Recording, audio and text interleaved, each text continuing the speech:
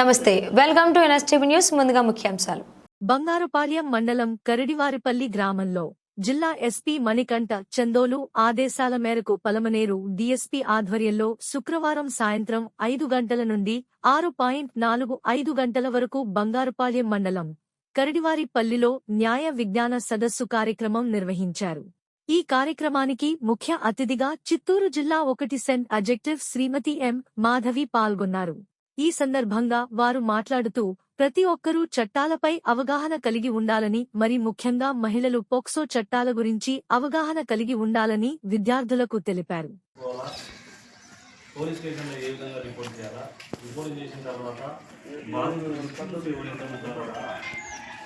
వాళ్ళ యొక్క వివరాలు కూడా పోలీసు కానీ మీడియా కానీ ఎవరు కూడా ఉదాహరణకు ఒక చిన్న పాప మీద ఎవరైనా కానీ లైంగిక దాడికి ప్రయత్నించాలనుకో, మీరు పోలీసు కంప్లైంట్ ఇస్తే మేము కేసు రిజిస్టర్ చేస్తాం, మన జైలు పంపించిన తర్వాత ఆ చిన్న పాప ఎవరైతే ఉంటారో వాళ్ళ యొక్క వివరాలు మేము ఎవరికి వెల్లడించము.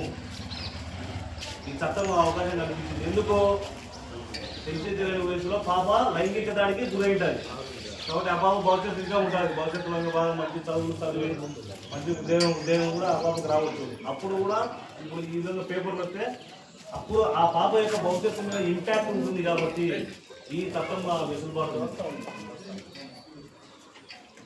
కాబట్టి ఇప్పుడు మీరు ఏం చేయాలంటే చిన్నపిల్లలకు ఫస్ట్ గుడ్ టచ్ ఏంటండి, బ్యాడ్ టచ్ ఏంటంటే నేర్పిస్తాం. పల్లెటూరులో ఎక్కువ జరుగుతూ ఉన్నాయి. మీరు స్వయంగా పిల్లలు పోక్సో